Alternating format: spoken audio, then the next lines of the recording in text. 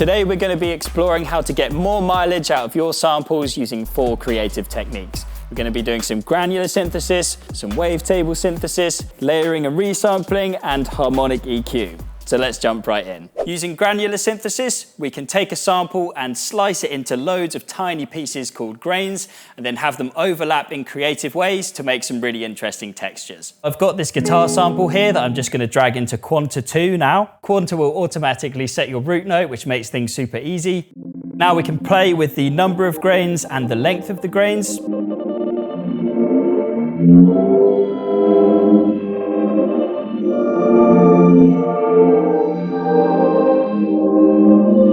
And then we can also play with the position of the playhead as well.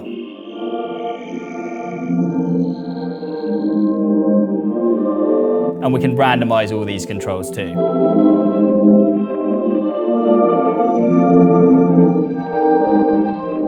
And now we have all the other benefits of using synths, like filtering, envelopes, modulation, you name it. And I find this a great way just to enhance a simple one-shot.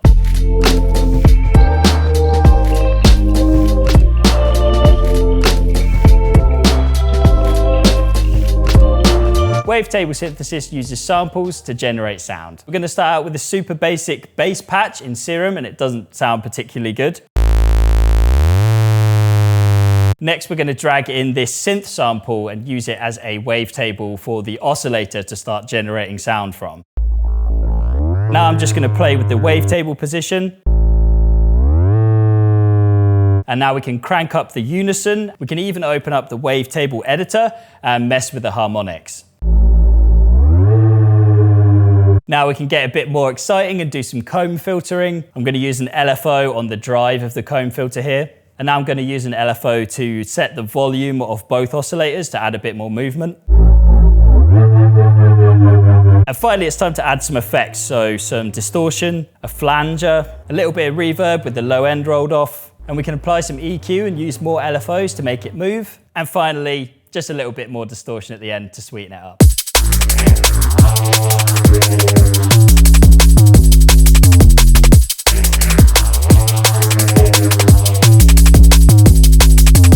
Layering samples together and resampling them might sound like a pretty basic technique, but it can be used in a bunch of different contexts to do some quite exciting stuff. The most common use of layering samples, for me at least, is with drums. So we've got this kick drum here, and I want to layer it with this rumbling bass effect. And I'm going to sidechain them together so that they're glued. Now I'm just going to bounce it in place, and now I'm going to stick it into this techno track, and you can hear the effect straight away.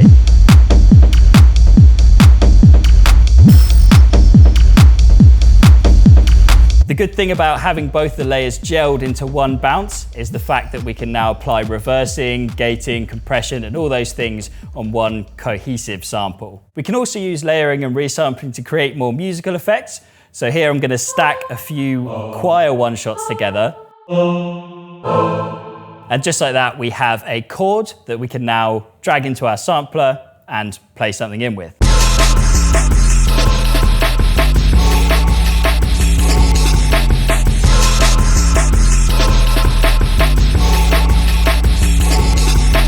Let's turn noise into music by extracting harmonics with EQ.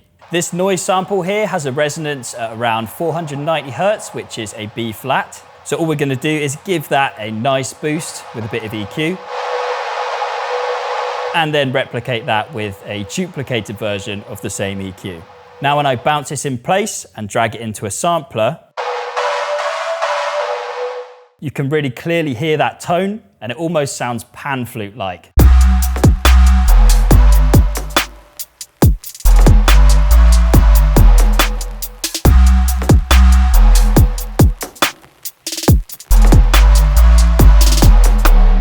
There we have it, 4 super easy and creative ways to flip a sample and turn it into something unique. I hope you enjoyed. I'll catch you in the next one.